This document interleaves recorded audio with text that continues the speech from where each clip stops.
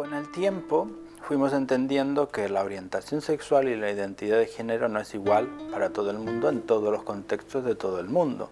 Por lo tanto, cuando hablamos de LGBTI y algunas otras letras, realmente son identidades, y como identidades son visiones políticas que hace la gente sobre sí mismas para presentarse y defender derechos. Pero en la práctica común y corriente de las personas, la gente tiene sexo, ¿ya? La gente se enamora y la gente se identifica o no con un género y no necesariamente dice yo soy gay, no necesariamente dice soy bisexual y no necesariamente dice soy heterosexual. A veces tenemos gente que dice que es heterosexual y se acuesta con hombres. Por lo tanto, podemos hablar de prácticas por un lado, de identidades por otro, e incluso expresión de género que puede ser diferente. Pero es una revolución que pasa porque realmente nos creamos que las personas son las especialistas en su vida y no que los psicólogos son los especialistas en su vida, que los médicos son los especialistas en su vida, que todo el mundo de los profesionales somos los especialistas en la vida de las personas, porque no es así. Yo tengo que salir de mi país porque sufro bullying en algún momento por ser seropositivo y por ser gay, sufro una grave vulneración de mi intimidad y después de mi posibilidad de seguir trabajando en el lugar que lo hacía. Y por eso decido irme sin dirección fija a algún lugar y termino en Barcelona. Y llegué como persona irregular hasta la regularización del año 2005.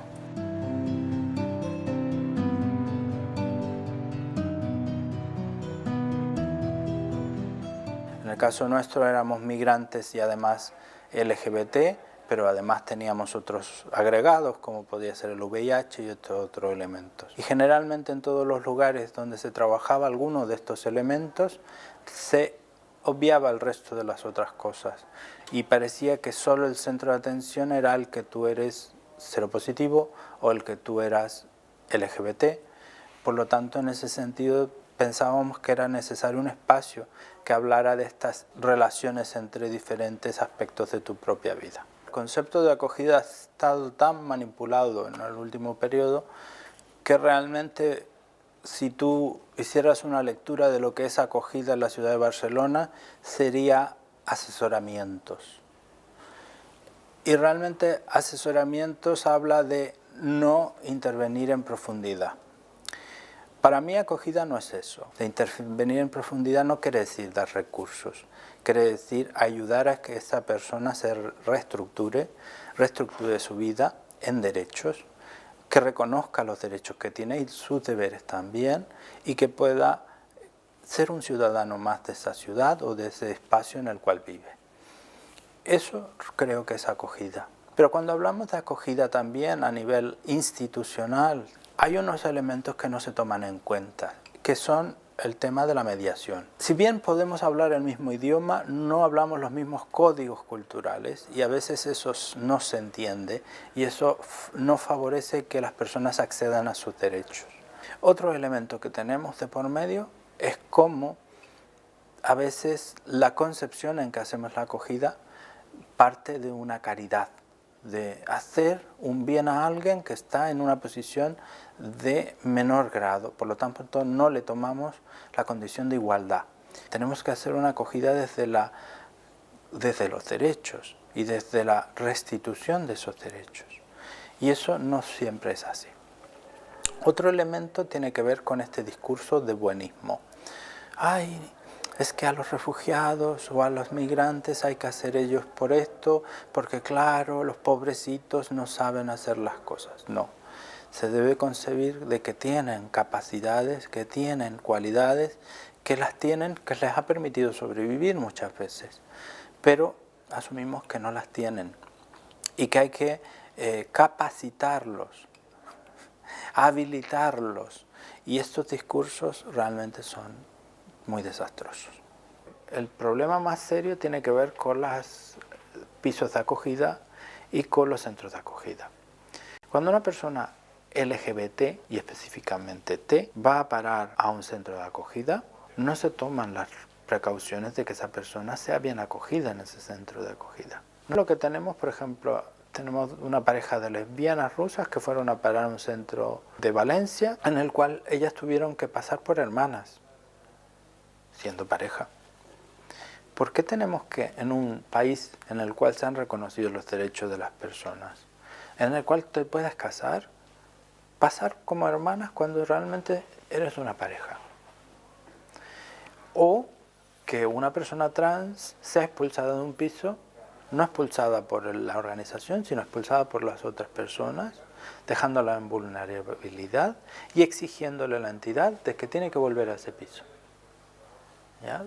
Esas cosas son elementos que hablan de un sistema que está pensado solo para personas heterosexuales o que está pensado simplemente para ser un sistema de atención hotelera. Nosotros en los últimos años estamos trabajando con ACNUR porque hay 2 directivas europeas del 2013 que no se han aplicado en España. Plantean, por un lado, en la petición de asilo, que se tomen en cuenta las especificidades de las personas a la hora de hacer el proceso, de cómo se debe resguardar la privacidad para que estas personas no tengan una revictimización. La defensa de pisos o centros que pudieran permitir un lugar seguro, yo creo que es necesario. Son personas que vienen de una vulneración de derechos y requieren reestructurarse como personas. Por lo tanto, requieren lugares o espacios seguros, en los cuales puedan hablar de toda su vivencia. Para eso requieren personas que puedan escuchar esta vivencia sin cuestionarla. Para que tú puedas existir para una administración local, necesitas el empadronamiento. Y uno de los elementos iniciales en los cuales se incide las 67 medidas que ha propuesto el Consejo de Inmigración es que se mejore las vías de empadronamiento. Una de ellas es el empadronamiento sin domicilio, que realmente se aplica en la ciudad de Barcelona, pero en muy pocas otras ciudades se aplica. En muchos casos las personas pueden alquilar una habitación y esa persona que alquila esa habitación a veces no les permite empadronarse. ¿Qué hacemos con ese ciudadano que no les permite empadronarse? ¿Cómo regularizamos esa situación que impide que esa persona acceda a derechos? Una de las críticas que se hace de la ley de extranjería es eso. Está en clave de que esa persona es mano de obra, no es una persona, es una mano de obra y por lo tanto en tanto está cotizando, accede a esos derechos. Ser considerado un ciudadano de pleno derecho, un migrante. Yo creo que eso o te lo ganas o no te lo van a dar. La inclusión en el esquema en el que estamos hoy es un esfuerzo, no es un camino de 2 sentidos, es un esfuerzo del migrante. Y aquí sí rompo una lanza en nombre de Barcelona. Hay una cosa que se llama el barómetro de valores de la ciudad de Barcelona. Y en el último barómetro se hablaba de la diversidad de la ciudad, sobre todo en el tema de migrantes. Y la ciudad de Barcelona valoraba a la migración como un elemento que enriquecía a la ciudad de Barcelona. Y eso ha sido un trabajo que ha sido a partir de todo el trabajo que han llevado las entidades y los ciudadanos, sobre todo con el tema de la xarxa antirrumors, sobre todo con esta visión más de proximidad de las personas.